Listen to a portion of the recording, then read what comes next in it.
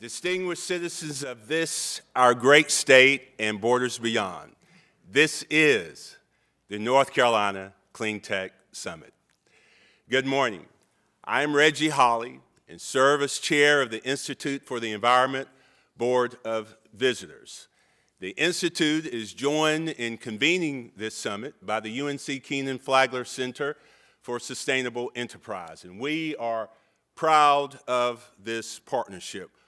Moreover, we are excited by the presence of this powerful collection of leading citizens, gifted students, savvy businesswomen and men, the best of academia, bold entrepreneurs and industry leaders, and yes, our most generous sponsors. What an awesome synergy, all focused on highlighting the value of clean tech industry to our state and learning of the many successful collaborations that are helping to advance this industry in our time and for generations to come. Thank you all. Thank you all for your unwavering commitment to this common good. Thank you. Now to the business of the day, the presentation of the speakers. They are among the state's most consequential leaders. The Chancellor of the University of North Carolina at Chapel Hill, the founder of ClearPath Foundation, and the president of Duke Energy North Carolina. It is my privilege to present each to you. The Chancellor, Dr. Cowell L. Folt.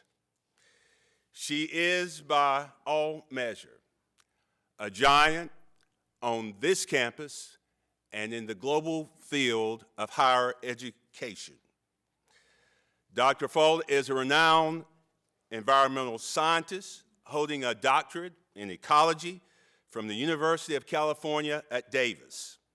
Formerly president of Dartmouth College, she accepted the historic call in 2013 to lead the nation's oldest public university as its 11th chancellor, and she is only the first female at the helm of this storied institution. And what a groundbreaking difference her inspirational leadership has made. You see, the university has become increasingly focused on innovation and entrepreneurship as a direct result of her leadership. There are over 30,000 student applicants for the class of 2019. Nearly $1 billion in private financial commitments have been made under her stewardship. Accordingly, Carolina ranks amid the nation's top universities in research dollars. A visionary leader with a particular passion for the work that has brought us to this critical juncture.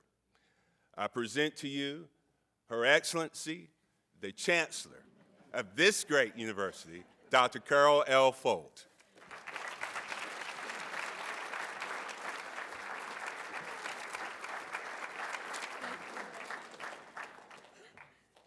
If I was feeling a little down from last night's game, I'm suddenly feeling like a giant today. So thank you so much for that wonderful introduction. And it is interesting, we all think about rivalry week, but of course, even Duke and Carolina and State and Carolina, all of these wonderful sports rivalries are actually the best partners. And I know that this conference is filled with people who have ties to all the great universities here and across the nation. And one thing about universities is they are truly the most collaborative places you could ever want. So it's great to be here this morning. You know, last night before I headed off to the game, I just went on online and I checked the population size. It was 4,402,607, wait, 4 billion, 4,402,607,788. And so before I came here this morning, I checked it again, and it had grown by about 200,000 people. It grows about 80 million a year. At the same time, it's also estimated that nearly 2.5 million pounds of carbon dioxide are released each second. And we, of course, have reached over 400 ppm in the atmosphere and had the warmest December this December since 1880.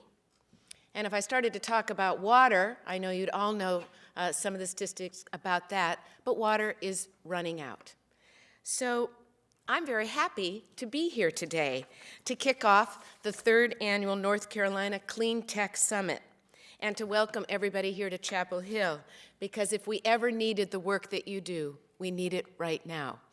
I don't know how many of you saw The Martian, but Matt Damon said my favorite line in a movie lately, and I have to censor it a little bit, but he said, "We need the science the heck out of it," and that's what you're all here doing. It's really what we're all about. The idea of clean tech emerged in the 80s and 90s, and it is one of the sectors that is really on a rapid growth, as you all know. And it's really reflected in the summit. This summit itself has really grown to the point that we have attendees of about 700, and we have a room that seats 425. So we're kidding around that we're going to fill Keenan Stadium next year when we have this summit. But that is such a strong showing of the partnerships, because people are coming from universities, from industries. We have people coming from so many different parts of the country. It really shows the interest in this work.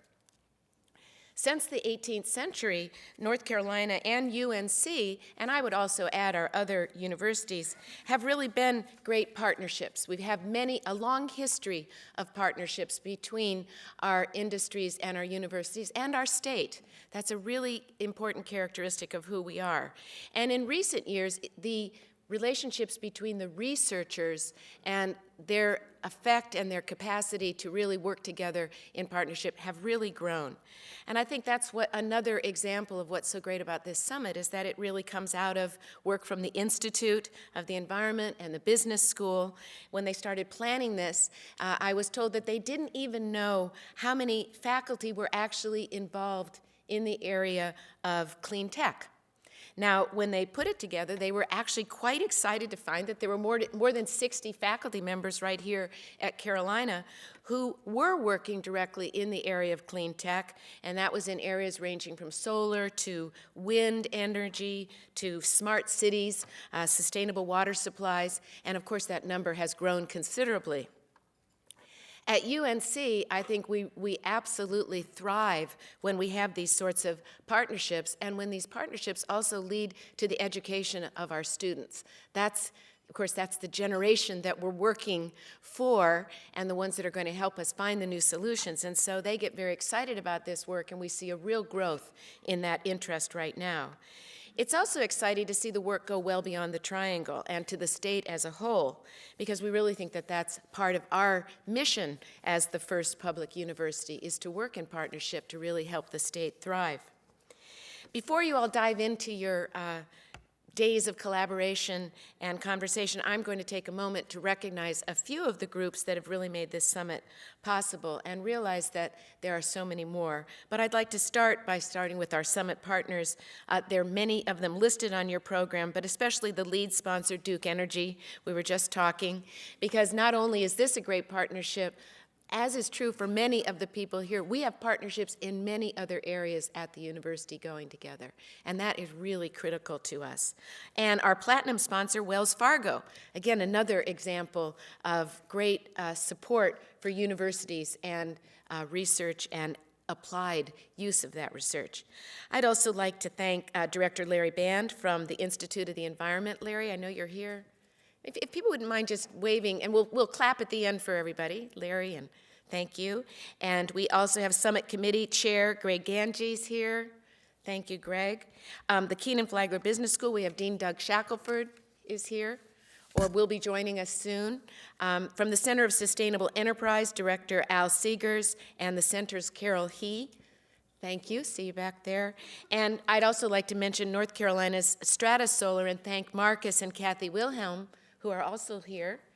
Thank you, Marcus, because they've been a critical partner for this summit from the start. So let's thank everyone, recognize them.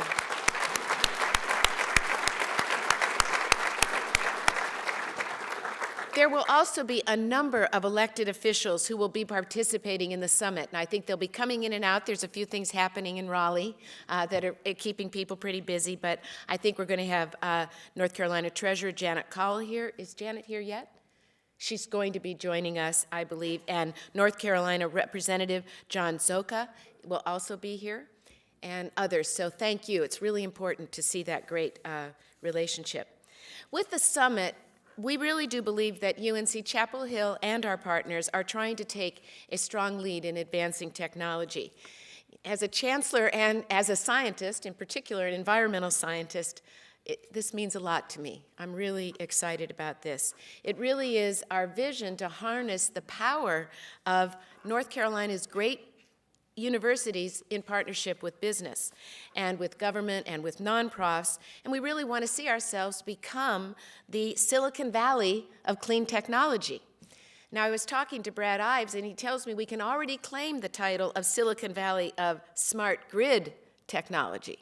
So I think we've got big dreams here, and we've got a good start on trying to see that come true. You know, if you think about what basic research does to help fuel this, right here in the triangle, if you just take Carolina, Duke, and NC State, we bring in over $2.5 billion every year from the federal government that invests in research. Carolina this year is the 6th highest funded university for federal research. And that's a pretty big number because the 5 that are above us are pretty tremendous. And you put those together along with other institutions, we have an amazing investment from our government right here in research. And so one of the biggest obligations we have is to take that research and then see it have real value in many different ways. And it does, and it has a potential to have an even greater value. Put that together with Research Triangle Park and its long history, we're really in a very good place to see a lot of these big dreams be very true. If you look beyond the triangle, Charlotte is already a leading center for finance. And of course, it's the home of Duke Energy, the largest electric power holding company in the United States. Statewide, North Carolina is a leader in solar power industry. Again, we all know how rapidly that's growing. And we're excited about seeing this development of the clean tech sector. We have serious issues here. Our urban areas are wealthy, and our rural areas are really suffering. There was a map recently produced that showed the distribution of income across the state, and it's really centered in about 5 counties. And so we need to bring these tech industries, they have a real potential in a number of ways to fuel growth in a number of the areas of real need. And I think that's something everyone's excited about. Solar power installations, we have a new wind installation, the Amazon project that's going out in eastern North Carolina. We have a capacity to really help the state with a number of these new ideas. From my vantage point at Chapel Hill, I think our future is very strong in this area. And I'm really excited to say that I've been told that more than 200 students from a number of different universities are with us at the summit. So I wondered if the students who are already here could raise your hands. Yay, you're our future.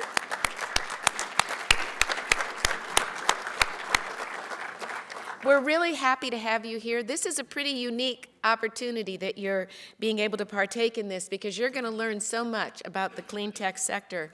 And talking to students, I know that so many of them see themselves finding a career in this area, and they so want to get involved. So it's fantastic that you're here. We really need your fresh ideas and your enthusiasm, and we're excited about that. At Carolina, and I think at a number of our other institutions, we're also developing new pathways for students that want to pursue this as part of their education.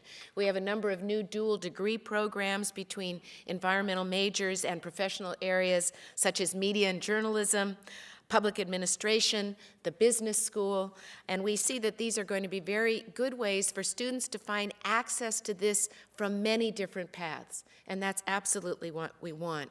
We want our students to have the benefits of this wonderful liberal arts tradition that we have here in this place, this university, with so many wonderful professional schools. So you really can embed humanistic thinking, social science research, the sciences, and really make a difference in the world. I'm very excited. I hope you have a wonderful experience here at the Carolina Clean Tech Summit. We just recently made an announcement at the last Board of Trustees that Carolina is setting an ambitious set of goals for itself. We have a plan for what we're calling the 3 zeros, for want of a better name yet. But the aspiration there is that we will find a pathway towards water neutrality, zero waste, and greenhouse gas neutrality. We're spending a year thinking about that, and to achieve this, it's going to require the help from so many partners in this room. So we're hoping when we convene next year at the Keynote Stadium, we'll be able to give you the results of all the work that's been going on in that area. So once again, thank you so much for being here, and have a great, great summit.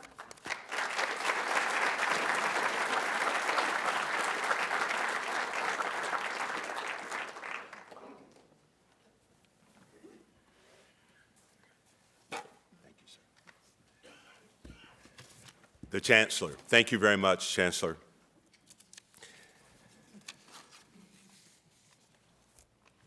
Jay Faison. He is a bold and gifted entrepreneur with a zeal to improve the station of humanity.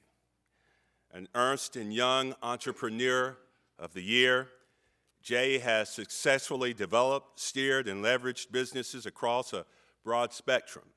Snap AV, a Charlotte-based, high-growth audiovisual equipment concern he founded in 2005, became the catalyst for his ClearPath Foundation. ClearPath Foundation is a nonprofit entity generating a new conversation around climate change and investments in clean technology. The foundation's advocacy has stimulated discussions at the highest level of governance. ClearPath is a key player in guiding policy development both now and in the future. Ladies and gentlemen, Jay Faison has strategically parlayed his business acumen to make a meaningful difference in the course of clean energy policy in America. I present to you a bold and gifted entrepreneur, Jay Faison.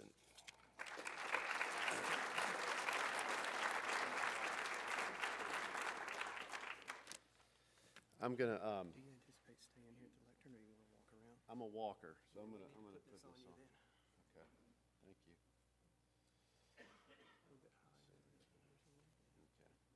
I'll stick that in there. Okay. Thank you very much. All right. I think being a Carolina fan is analogous to being in the clean tech industry right now, because you have to rebound fast, and you might take some shots. But we'll be back. And it's exciting to be here today, especially at my alma mater. There's just something about coming back on campus that sort of brings a lot of good memories back. So it's just great to be here in front of you today, talking about an exciting future, and hopefully one that's a little bit different than the one that we've had in the past. I am a business guy, and I've started and run 3 different businesses. The last business worked out to be pretty good, but got kind of lucky with that one. And I decided about 4 or 5 years ago that I had accumulated enough, and it was time to give back. And I decided to do that in the prime of my life rather than the end of my life. So I sold my company, surprised quite a few, and transferred that into a foundation called ClearPath. I decided, what the heck? Let's try to do something big. If we fail, we can scale back. So I kind of felt like a lot of people in business and in the marketplace weren't really addressing the biggest problems. And I looked at 3 different problems, or 3 different opportunities, however you want to couch it. The one I sort of focused on is energy. Energy flows through everything that we do. It drives our economy. It's really built capitalism and built our standard of living that we have to enjoy today. But when we look at that, it's a very divided debate right now. Really, it's a debate that we sort of look at it, we go, okay, here's the right and here's the left, and here's clean energy, which is embraced by some Republicans, but probably a lot are skeptical of a solar and wind future and how that's going to work. And on the other side, we have all of the above. I'm not exactly sure what that means yet, but we're going to get there. I think it means we're going to do everything, but we're going to focus on drilling and exporting of fossil fuel. Well, I think there's a fresh conversation to be had here. And as a conservative and a Republican, I thought I could bring a different perspective to this. I think we can have a conservative clean energy agenda. Let me get my clicker here. I think we can sort of change this debate around a little bit. Now, these are our principles, but really what I think we can do is we can address these issues from two different perspectives. One is optimizing what we have today and not ignoring that. We have a lot of assets that provide the energy that we have today, that some of which are being ignored from a policy perspective, and I'll go into that a bit later. But we also need to accelerate what's new, and that's why you're here today. America has always been the leader of innovation in the world, and then we need to build on that. And we can do that in a way that doesn't have to increase the size of government. And we can do that in a way that harnesses free markets and works with businesses rather than against them. Global energy demand is expected to double in the next 50 years, depending on what research you read. That's an enormous challenge. You know, we can't deny the energy needs of the third world or of Indians or Africans across the world. They're going to have energy. What kind of energy are they going to have? I think America is the biggest determiner of what kind of energy they're going to have, because the innovation that we have in energy, almost all of it comes from the United States. Solar panels were developed in Bell Labs. Nuclear was started in a project in New Mexico. Electricity itself was even invented in this country.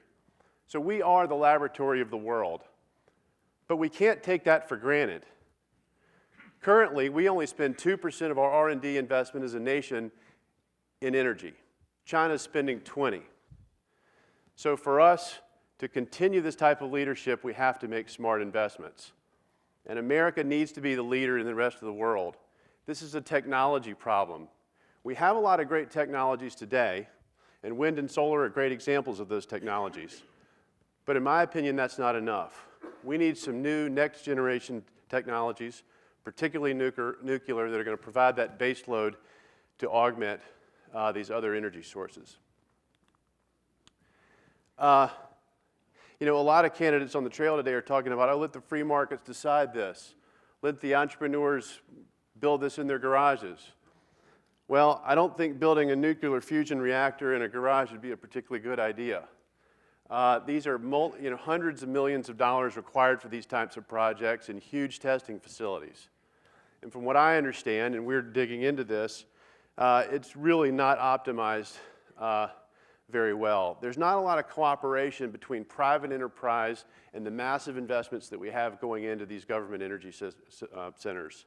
And there needs to be. We need to commercialize these technologies. There's not a lot of attention and focus on these ideas. When I go to talk to Republicans on the Hill, most folks are unaware of how these investments are shaking out and how they're managed and the struggles that companies have trying to leverage all the resources that we've put on the field. We really need to build in a little bit more pragmatism and common sense into these approaches. But regardless, America needs to lead, and America needs to lead the rest of the world in this effort. If you look at our energy systems today, you know, we have a huge potential in solar and wind, but both of those sources combined are less than hydro. And if we add nuclear, we're at almost 80% of our clean energy sources today. So while we need to focus on new technologies, we also have to optimize the technologies that we currently have. And additionally, we can't forget about coal. Coal powers 40% of the world's energy supply. And while CCS and Kemper right now is an expensive project, it's the first one. We have to have the stamina to stay with investments and stay with technologies until we can reach economies of scale. And this is a problem that we have across a lot of different energy types today. Actually, let me go back here again. So let me talk about these energy sources just really quickly. I believe that, let me start with nuclear. I think, today nuclear is 20% of our energy supply, and it currently takes, over 10 years and $500 million to do a new Generation 3 light water reactor. That's why we're only doing 2 right now. China's doing 27. And the problem with that, talking to the B&W folks in Charlotte, is that we have a supply chain problem. We're building 2 nuclear plants. We're basically reinventing a supply chain. We don't really have a nuclear industry anymore. We're just sort of hanging on. Meanwhile, we have small and medium-sized reactors that are great technologies. We just had a company called NuScale apply for an application with the NRC, and they don't know how long it's going to take, and they don't know how much it's going to cost. I was at dinner the other night with a bunch of nuclear folks and a nuclear entrepreneur who's got an advanced nuclear reactor that he's testing. He wants to test. It's a new technology. It's in the lab, but he can't get resources at our energy labs to work with him. Indonesia is very interested in this project. They have offered him subsidies from the government, fast-track, streamlined processes in their energy lab they're building out. He's even talked to the president of the country, and he thinks he's going to move to Indonesia. And I think that's the state where we are on sort of a lack of pragmatism and focus around developing critical new technologies that are going to be required to augment our intermittent solar and wind development. Hydropower, very overlooked energy source. Currently, again, bigger than solar and wind combined. Hydropower, only 3% of our dams are electrified, and in those dams, half that equipment is over 50 years old, right? So we're not really paying attention to that. That also takes up to 10 years to relicense a dam and $50 million to do so, even though a lot of these don't increase the run of river on those river systems. So it's not creating more stress on the environment. I think there's a good argument for that, and yet we're wrapping these things in red tape. If we just upgraded the equipment, made that process easier, we could generate a whole lot more clean energy than what we currently have today. When I was in business, you have a portfolio approach to your investments. You have the new stuff that you need to invest in to beat the competition down the road. But you also have to optimize for your business today because you have to get a return back to your shareholders. So we have a lot of investments today as a country, as a system, as a government that we're just not optimized on. And the voices out there that are pushing for these changes and demanding more pragmatism, and I think there's players in the industry that are certainly up there pushing for these things, but I think we need to have louder voices. ClearPath is a voice that doesn't have any skin in the game from a financial standpoint. I don't make any money at this. It's the worst business deal possible. It's just money flying out the door. But we have policy analysts on our staff, and we leverage the outside experts. We try to go in there, and we try to build these kind of conversations. But why aren't we focused on this, and why aren't we doing things quickly enough? It's so comforting to hear about the risks that Chancellor Folt, that you've described that we have with carbon and air pollution and water scarcity. So why aren't we focused on this? Why isn't this a priority? Well, I like the tag right here. It says a row in Congress, and we do. We have a row.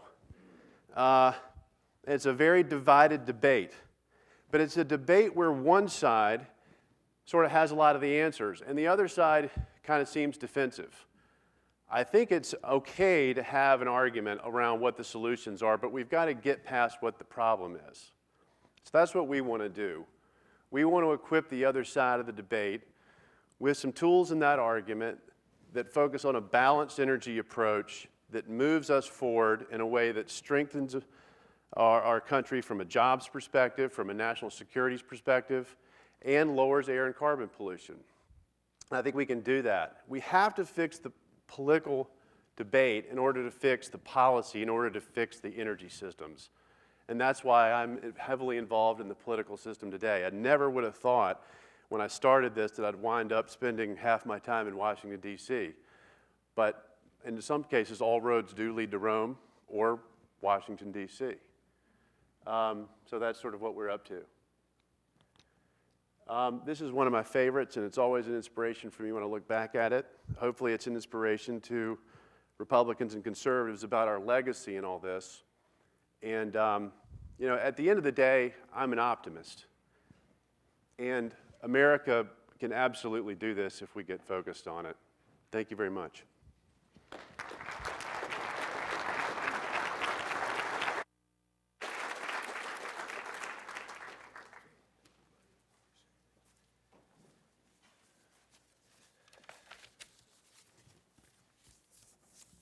A bold entrepreneur.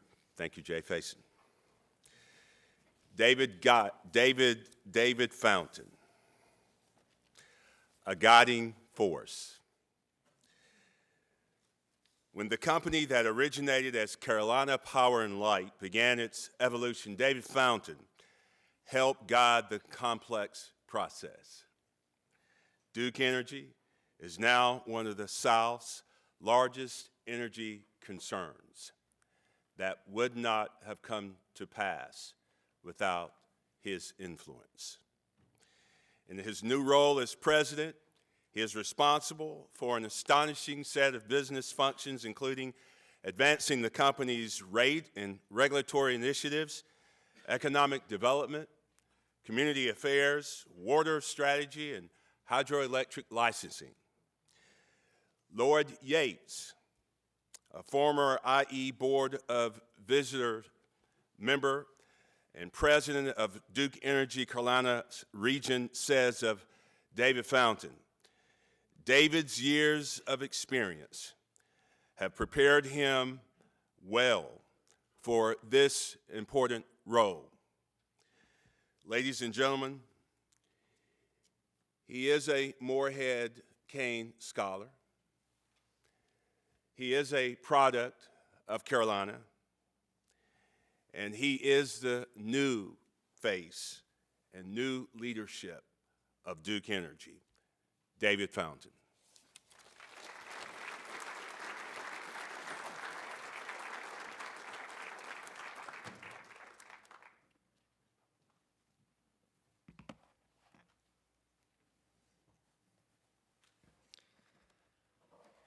Thank you so much, Reggie, and thank you for your leadership of the Institute of the Environment. Like Jay, it's such a privilege for me to be back at my alma mater here at the North Carolina Clean Tech Summit to talk a little bit about the energy future in North Carolina. And Chancellor, I often think that a lot of times the mission of Duke Energy is very similar to the mission of the university system. The mission of the university system is to provide affordable, accessible education to citizens of the state in order to improve their lives. Our mission at Duke Energy is to provide affordable, reliable power to improve the lives of our citizens. So it's really a great honor and privilege for me to be with you all here today. So those of you who attended the summit last year will recall that the keynote speaker started his comments with just that, the keynote. The musicians among us will recognize what the keynote is, right? It's the one that the rest of the orchestra tunes to. Taken from the string of the first violin, the surrounding instruments tune in. But have you ever listened to what it sounds like before that harmony is achieved? Some instruments are flat, some are sharp. It can sound rather jarring until that harmony is achieved. So how has North Carolina done on its clean energy initiatives since last year's Clean Tech Summit? Are we coming into tune or falling farther out of it? Well, as a state, we've made a lot of progress in the last year. Among other things, North Carolina ranked second in the nation in utility-scale solar that was installed in 2015, second only to California. And we're number one in the South in cumulative solar capacity, number 4 in the nation. So I believe we're coming into tune, but we still have more work to do. So let me talk now a little about the work that Duke Energy has underway to support the transition to a clean energy future. So one of the movies I saw here as a student in Chapel Hill was Forrest Gump. Some of you newer students may not remember Forrest Gump, but in the movie, the grown-up Forrest talks about making a fortune by taking some investment advice from Lieutenant Dan. He advised for us to invest in Apple Computer. So in the movie, Forrest says, Lieutenant Dan got me invested in some kind of fruit company. So then I got a call from him saying, we don't have to worry about money no more. And I said, well, that's good. One less thing to worry about. And that was well before Apple released the iPhones, the iPads, and so many other technical tools that the rest of us use today. So Forrest would have even less to worry about today. But none of us here are fictional movie characters. We have a lot to worry about. A sluggish global economy, ISIS, the refugee crisis, political primaries, redistricting maps, disruptive winter storms in our industry, climate change. And for years, really, for most of the last 100 years, Duke Energy has made it our mission for you not to worry about electricity. You flip the switch and move on with your day and your life. We wanted you to take your electricity for granted. Let us worry about what goes on behind the switch, the thousands of miles of transmission lines, the hundreds of thousands of miles of distribution lines, the diversified portfolio of generation assets, a system that has powered this state's economy for more than 100 years, with electric rates that are currently about 20% below the national average. But today, in 2016, I dare say that no one here at the North Carolina Clean Tech Summit takes electricity for granted. And you shouldn't. So maybe it's time that we begin a candid conversation about your electricity and Duke Energy's role in powering your life. I think about our customers, our products, our grid as a kind of a network of mutuality. They're all intertwined. And at Duke Energy, we want to lead the way to cleaner, smarter energy solutions that customer values. So let's begin by talking about three things this morning that Duke Energy is focused on to help make customers even more successful in the future. We're bringing a customer-centric focus to the work that we're doing. We're diversifying our generation resources, and we're creating a smarter electric grid. So I'll spend a little time this morning to talk about each of those three areas. But first, when I say focus on the customer, that's a tall order, because at Duke Energy we have over 25 million of them across 6 states. 7 million of those customers are right here in our home state of North Carolina. And when you think about customer service, you think about Amazon, Starbucks, Zappos, and they're great. They're successful if they meet their customers' needs 85 or even 90% of the time. But at Duke Energy, we succeed at customer service only if we meet our customers' needs 24 hours a day, 7 days a week, 366 days this year. But let's be honest. Through the years, electric utilities have called our users ratepayers. And maybe that's because electric utilities have been run largely by engineers and lawyers. And I plead guilty to being one of the latter, proud graduate of the UNC Law School and Business School and College of the Arts and Sciences. But in today's world, we have retired the term ratepayer and replaced it with what it should have been all along, customer. So in my first 6 months in this new role, I've been traveling across our great state, spending most of my time listening to our customers, the large manufacturing companies, the pharmaceutical producers, small businesses, educational institutions like the one we're here on the campus of today, residential customers, and low-income customers as well. One thing is clear. Our customers have always wanted reliability and affordability. It's not an either-or, it's both, reliability and affordability. But now they're holding us accountable to even higher standards. You want control, choice, convenience, the same kinds of things that they get from other companies. And they have even higher expectations for price and reliability. We know that for all of our customers, every dollar counts.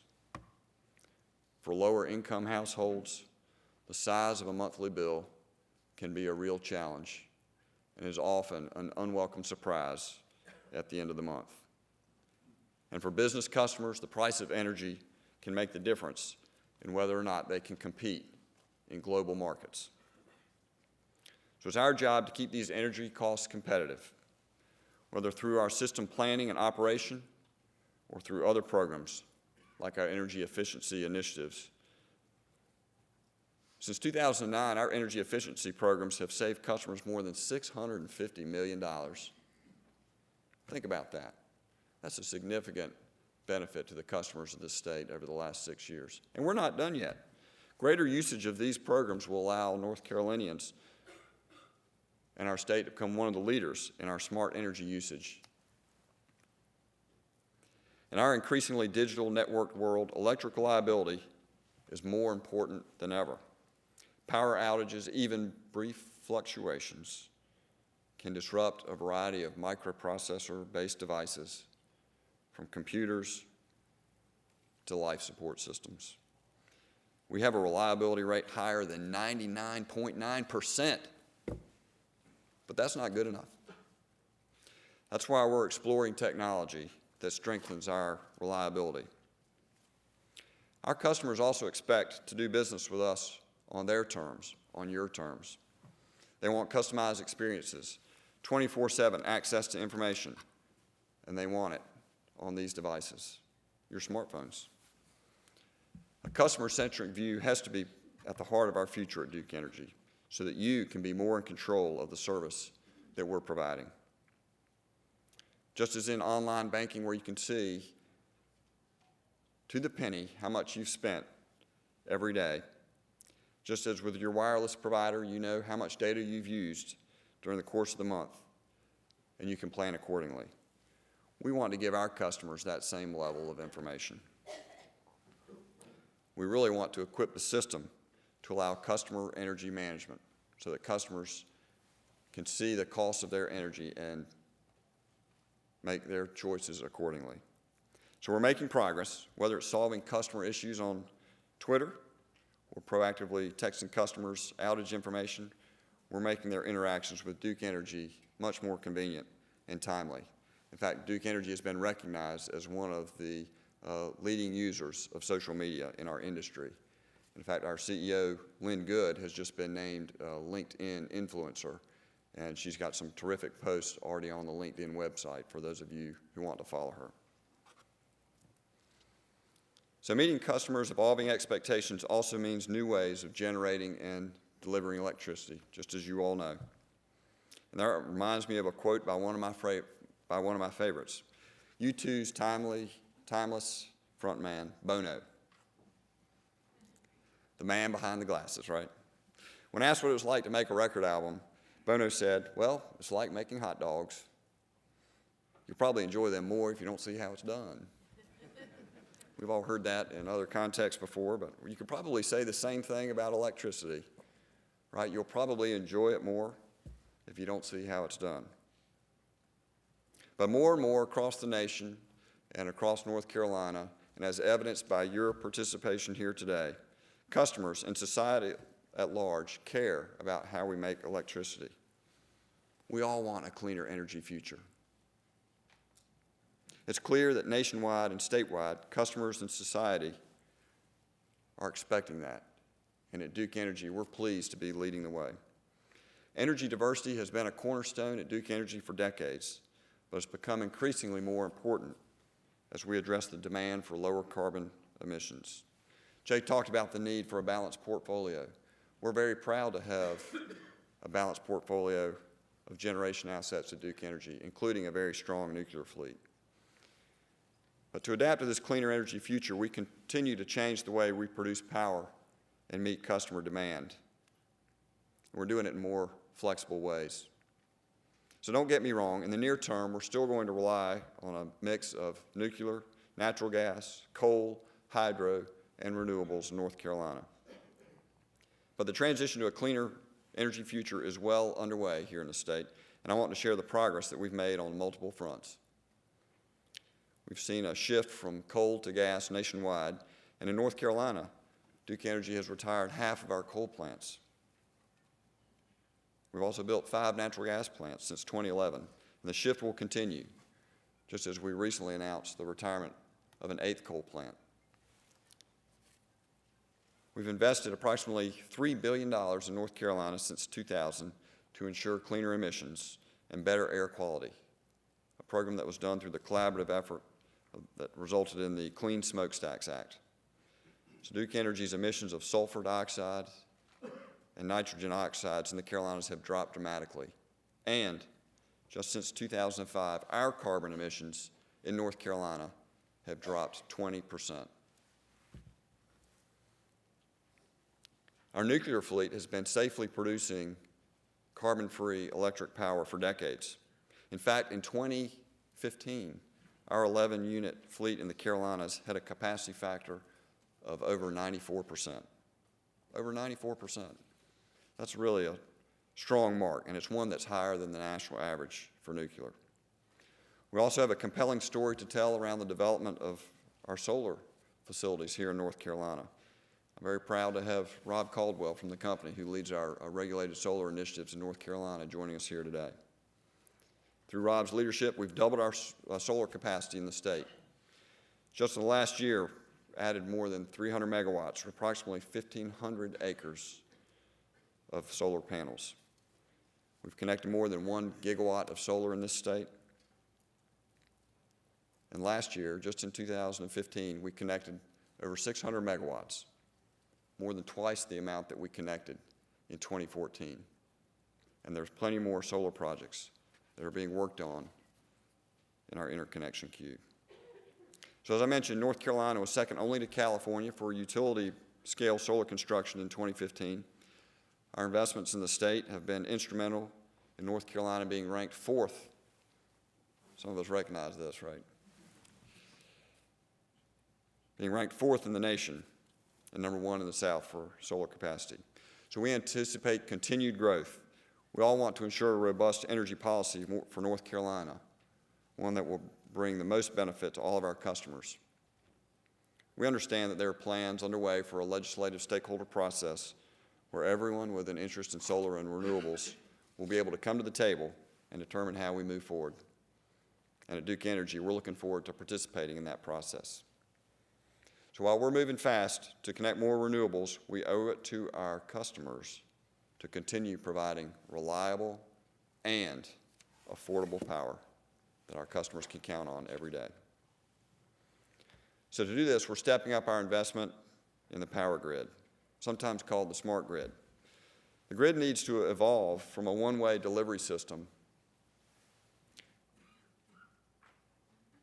to a two-way integrator of power resources. You know, traditionally, the grid has been set up much like our interstate highway system. You've got a lane going one way, and that lane going one way has transmitted electrons from our central station generation to the switches and outlets in your homes, businesses, and educational institutions. Now, with the opportunity to have more diverse resources coming onto the grid, we want to be able to integrate the system to provide for a two-way flow of traffic. So modernizing the electric grid is critical to our energy future. We're making investments in the grid in order to improve efficiency, reliability, and resilience. We're piloting self-healing grid technology that will automatically reroute power flows in the event of a disruption. So there won't be those momentary disruptions that can impact some of those life-saving devices that I referenced earlier. We're also testing the use of drones. We're using drones to inspect hard-to-reach transmission lines, 500-acre solar farms, and other uses. So we've been one of the leading pilots, if you will, no pun intended, in working with the FAA on the use of drone technology in the utility industry. So this will make our job of providing electricity smarter and more flexible. We're also exploring ways to enable the integration of supply-side and demand-side technologies, and we've deployed electric vehicle charging stations in some areas in order to develop data around efficient charging practices so that we can roll that out more broadly. How many of you arrived here today in an all-electric or hybrid vehicle? And we really expect the penetration rates for those to increase in the coming years. And there'll be more electric vehicle charging stations as we continue to build up the infrastructure to support that important element of our clean energy economy, a clean, mobile economy. You can't talk about electric vehicles without also talking about battery storage. Whether for vehicles or generation resources, cost-effective energy storage will really be a game changer for our industry. It's a critical piece of our future. But the timing and quantity of battery storage will be driven by a combination of cost, technology improvement, and algorithm development to ensure a seamless transition. You know, one strategic issue that we wrestle with at Duke is with emerging technologies. Which emergent technologies to take to scale and when to do that? These decisions can have really a profound effect on price, reliability, and customer experience. And that's why we pilot a lot. Duke Energy has multiple test projects across the country to help us better understand the role that energy storage can play as more distributed energy is added to the grid. In fact, Duke Energy owns nearly 15% of the grid-connected battery storage capacity in the United States. But, you know, I would really like to see North Carolina be one of the leading states in battery storage. I think we've got such a unique opportunity here to be that game changer. So at Duke Energy, we're taking a holistic approach to all these important elements of our clean energy future.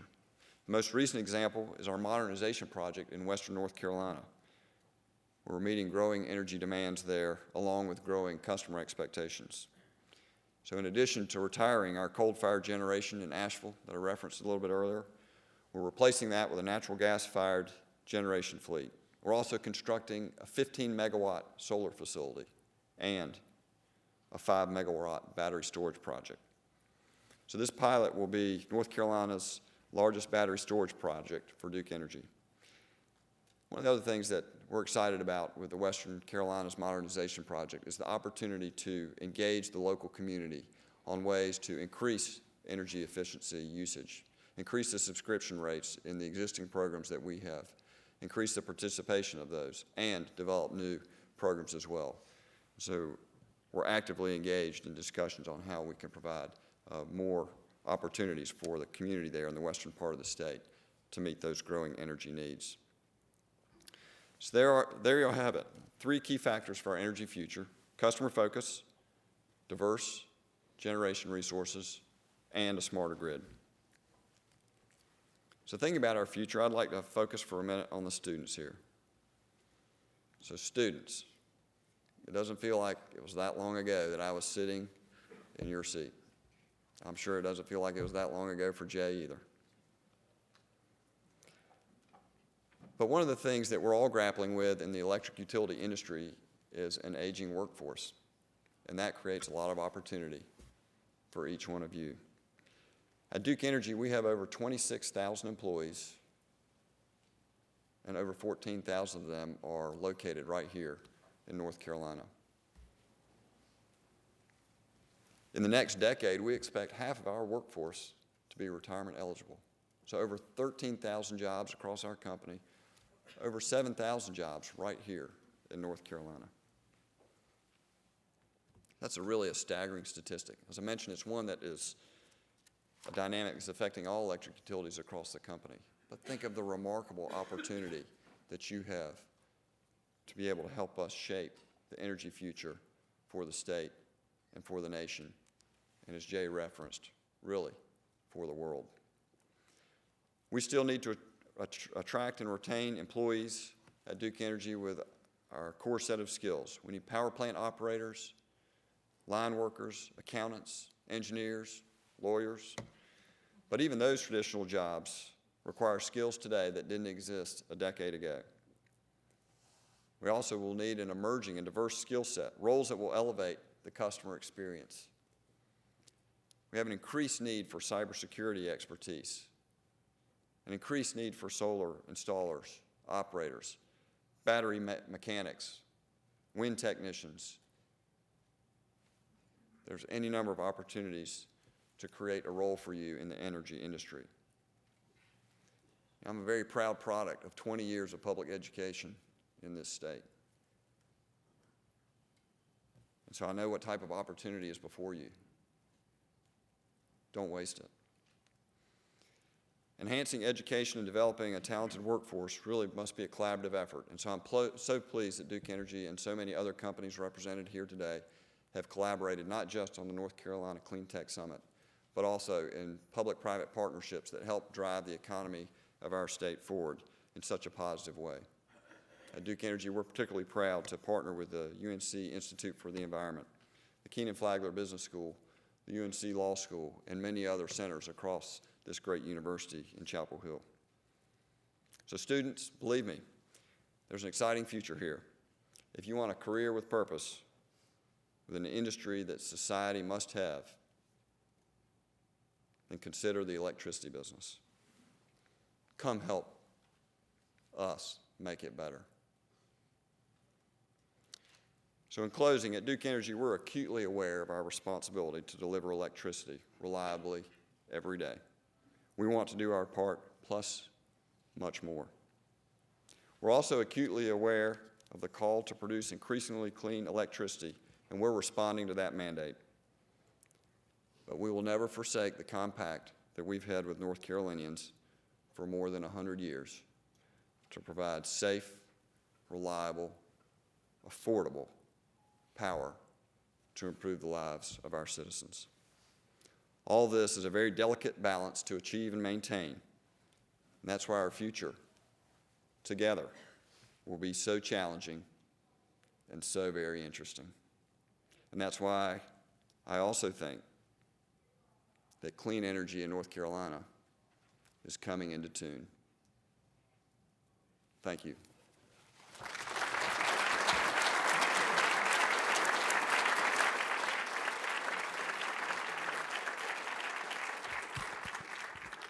Thank you, David. A guiding force, a gifted entrepreneur, and a dynamic chancellor, consequential leaders of our time. Ladies and gentlemen, we have come to the close of our morning discussion. We will now transition to break before we commence our panel discussions. Have a great morning. Thank you.